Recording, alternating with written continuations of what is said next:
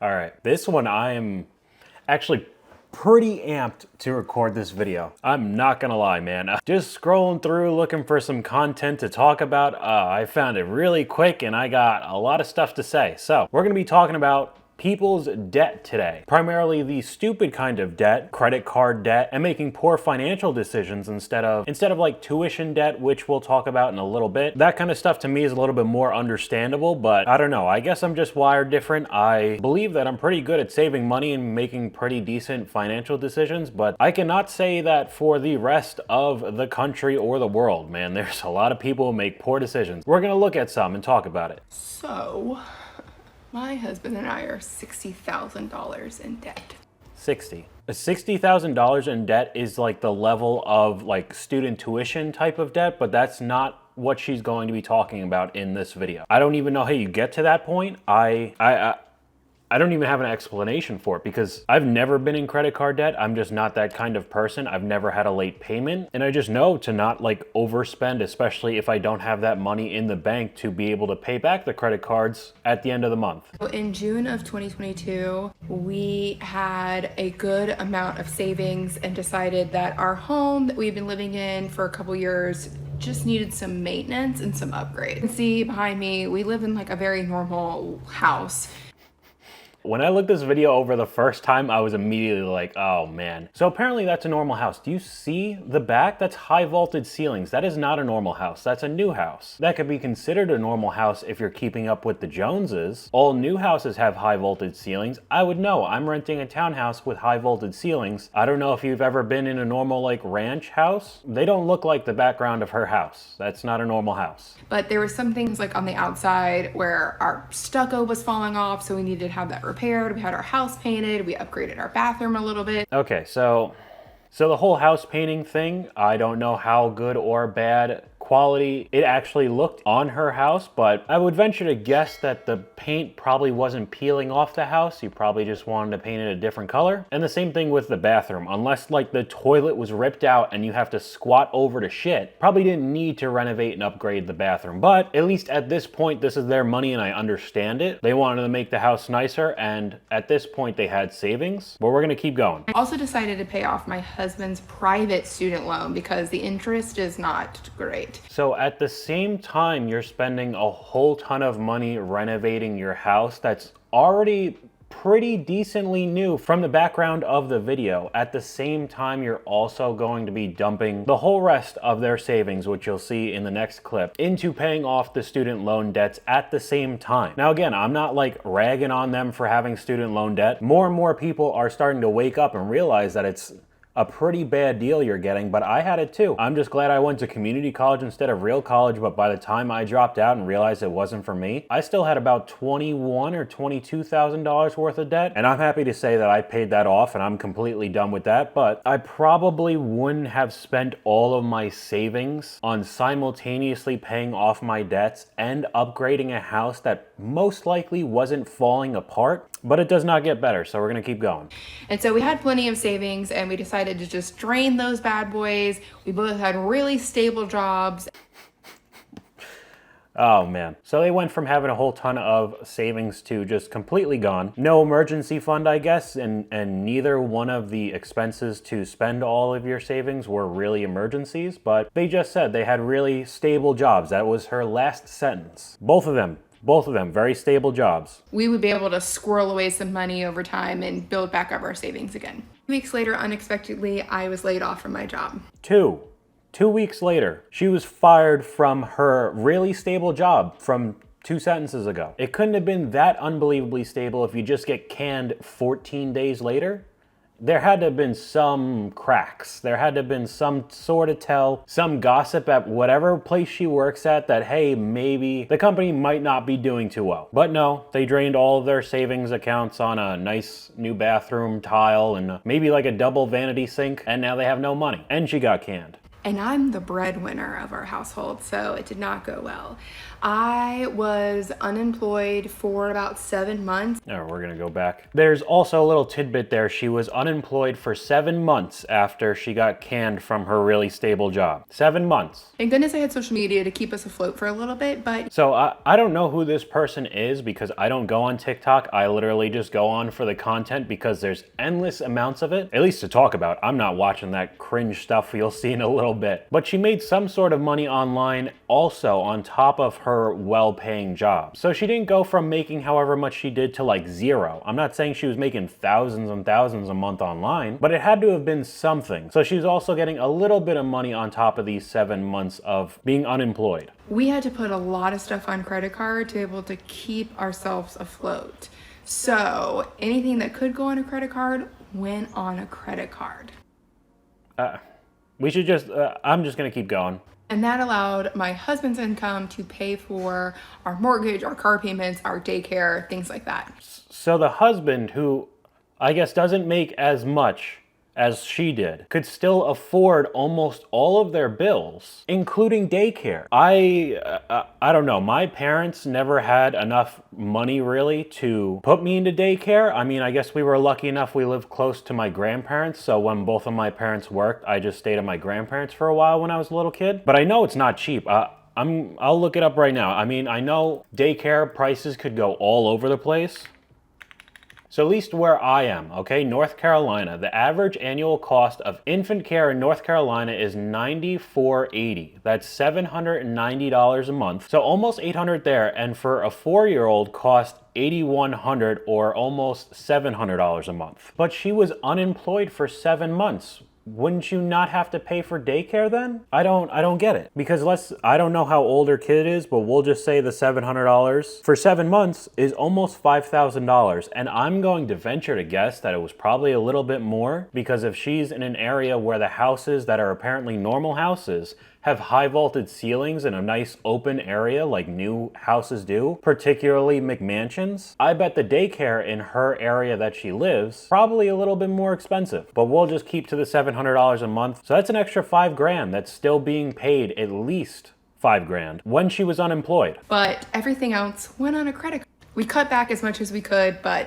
there's still a lot of expenses. So they cut back as much as they could, but not on the daycare and the rest of the expenses, which if you start getting into the math, we'll keep going. We finally decided to do a debt consolidation loan, and it's about $65,000. So I'm not 100% on debt consolidation. I get the gist of it. You know, say you have 4 different avenues of debt. They will consolidate it into one single loan. I think they might take off a percent, like, I don't know the percentage. And maybe they don't do this at all. But say if you have $100,000 worth of debt in 4 different places, I don't think you get like one single bill of $100,000 worth of debt. I think it actually is a little bit lower. It's not that much lower, but I think they give it a little bit of a haircut. But $65,000 worth of debt in 7 months when the husband was still working and able to afford the bills, I guess, or at least some of them. It sounded like she was talking about all of it, the mortgage, car payments, daycare.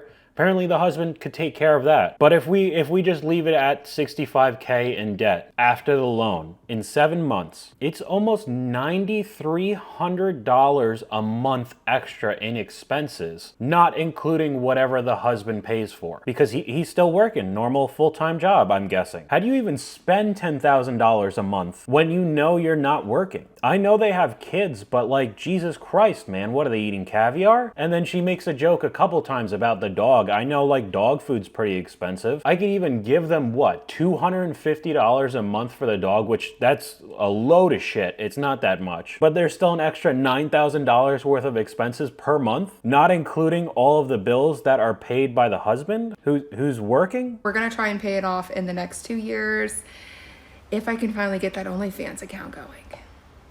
I'm just kidding. I'm not going to do OnlyFans, but I mean, I know it was a joke, but that is the avenue for a lot of females, especially in my age range or older, nowadays. And just because they think that they're, you know, decently attractive to like kind of hot doesn't mean they'll actually make a whole bunch of money selling their nudes online. So I personally know people from my hometown high school who have done that, and you end up still being broke, but just having absolutely no dignity because you sold your nudes and videos for like $15 a month and then ended it like 6 months later when you realized nobody actually wanted to see you. But at least she didn't do it, right? That's our goal. Our kids gets out of daycare this year. We've spent $36,000 a year on daycare, so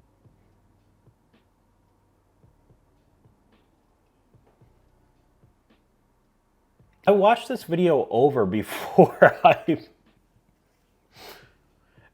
started recording, but I guess I just white noised at that sentence. 36,000. So ignore my $700 or like $900 a month. That's $3,000 a month. So $3,000 a month for 7 months when you were unemployed instead of, I think I said it was around $5,000 you could have saved. You could have actually saved $21,000. 4 times the amount. Okay, so that'll save us a little bit of money. Our hopes are that we're able to put a lot of what we were already paying for daycare towards this loan and get it paid off sooner than planned.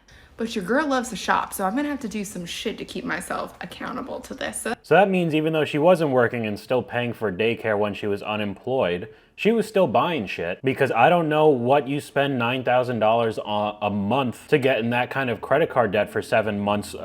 What kind of essentials are you buying? I mean, I could go to Whole Foods and just start cleaning house, and I don't think I could spend 10 grand a month. Where are you going? Oh. Buying a puppy when you're in $60,000 of credit card debt is not a good idea. I highly doubt that the puppy came up to the doorstep and asked for a place to live. Their family was the one to choose to get a puppy and then make several extremely poor financial decisions, but wow. Stop acting rich. You don't have any stinking money. Act like a broke person. Why? It's easy. You're a broke person. You make 60 or 90 or 160 a year and you got nothing. I think almost everybody has seen some sort of clip from Dave Ramsey, either if they make really good financial decisions and are interested in that and watch YouTube videos about managing money better or making more money, or just like random people, because this guy's whole job is to just tell people who don't make enough money to not buy shit because you don't make enough money. And like, people love him for it. And it seems like the stuff that he'll say in these clips are the most like basic statements that everybody should know, and apparently that's just not the case anymore. I don't understand it. Nothing. No money. Payments coming out your ears, out of control, strutting around acting like you're something. In Texas, they call that big hat, no cattle. Stop it. I'm tired of being broke. I work too stinking hard to be this broke. I put up with too much crap to be this broke. If people aren't making fun of you, you're probably not on track. Because people are stupid. People are broke. They Said and I Heard is the dumbest financial planning firm out there. And that'll tie in with a whole bunch of like the keeping up with the Joneses type of era, at least in the past couple years with COVID and everybody making money, whether they're getting stimulus checks or any sort of investment that they've ever put a little bit of money into has just gone up and up, stocks, houses, anything, right? And that turns into people believing that they've become upper class, when at best they're probably still middle class just because of inflation and how much everything has risen in price. But then they just start buying more shit, and then they end up getting into credit card debt, and it's just a huge trend. I swear, dude, I hate TikTok so much, but there's like an entire trend that's literally a pay my debt trend on TikTok. Now, I don't know the AdSense revenue, but you can get paid on TikTok with like ads or whatever, however they do it.